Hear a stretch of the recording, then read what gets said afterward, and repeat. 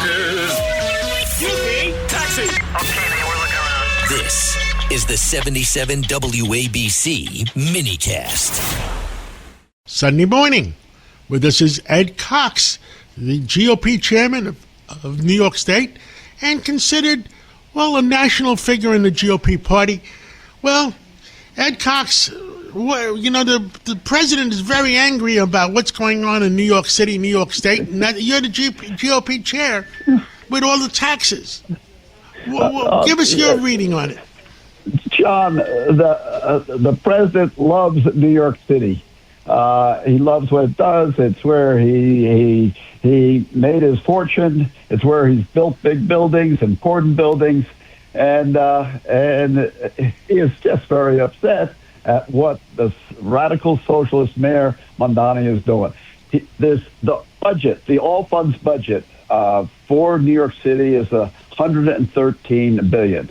By the way, Florida, which has about 3 times as many people, is about the same, $118 billion, and they're doing pretty well in every area, whether it's education or whatever. So that's just a market for it. So they're in that budget, it is a $5.5 billion budget gap, or 5% of it, and Mondani proposed to solve that with a 2% New York City income tax on people who earn $1 million or more than $1 million. But that doesn't fly in Albany. So then he moved on to, all right, if we can't do that, we're going to raise real estate property taxes by 9.5%. The city council revolted against that. That was a hell no, because all their constituents of the city council members, they are concerned about the cost that they have to pay for their housing or for their business properties. So that was a non-starter. So now he has turned to a tax the rich, and he feels that, and the governor has backed him up on this, that he's going to get a pied-à-terre tax imposed. That's only can produce $500 million. It's going to be a tax on homes that with values of more than $5 million that are second homes. And he went after a guy named Ken Griffin specifically. On April 15th, tax day, he stood in front of a building and said, the CEO of Citadel, Ken Griffin, bought this apartment for $200 million. Look, Ken Griffin moved his whole business from Chicago because of crime and because of taxes to New York. He is now building the tallest building on Park Avenue to house his staff that now works all over the city. And he has actually moved his headquarters down to Miami. And I suspect that given what Mondani is saying here, he would frankly like to move his whole business down to Mondani. But we've got to save New York. We have to, we can't be attacking businessmen in very specific terms. And simply, look, this is what radical socialism is about. It's about the politics of envy. Oh, look, he's making so much money. Let's tax him. And just for the sake of taxing. For example, the city council, the speaker, Menon, has actually gone through the budget with the chair of the Ways and Means Committee, and they say that you can save $6 billion in the budget. You can solve the budget gap by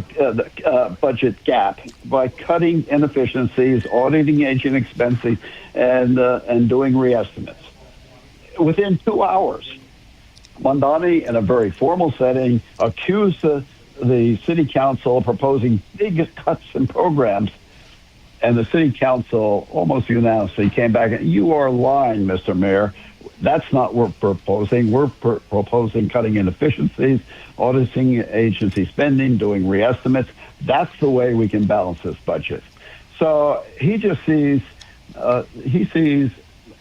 taxing the rich just to tax the rich, rather than working with the city council to come up with real savings that work, and working through the budget, so opposed to real work and the kind of stuff that's required to balance the budget.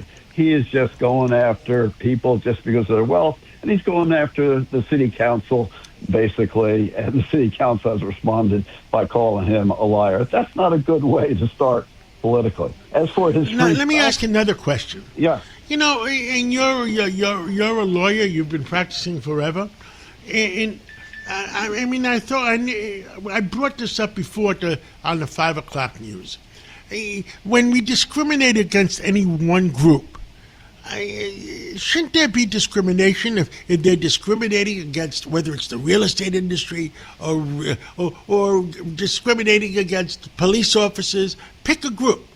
In our Constitution, should it not say that if you're discriminating against any one group, it's not constitutional?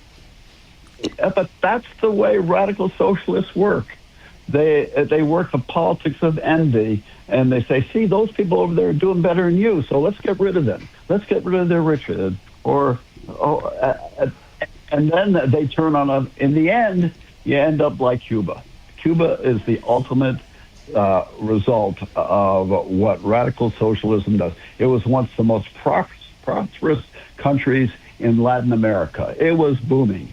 And then Fidel Castro came in pretending he was the big Democrat, kicked out the evil Batista dictator, etc.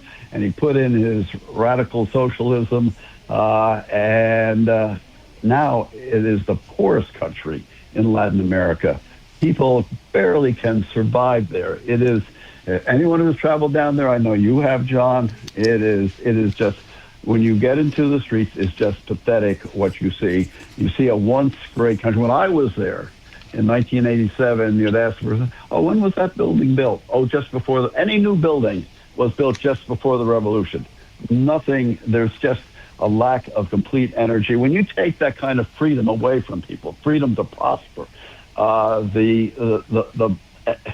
to pursue happiness, in the words of the Declaration of Independence, when you take that away from people, and give it to the government, which is what radical socialism is about, the people just are not empowered to do their very best. Well, Ed Cox, thank you for coming on this Sunday morning, and let's pray for America that we have some common sense prevail. You bet, John.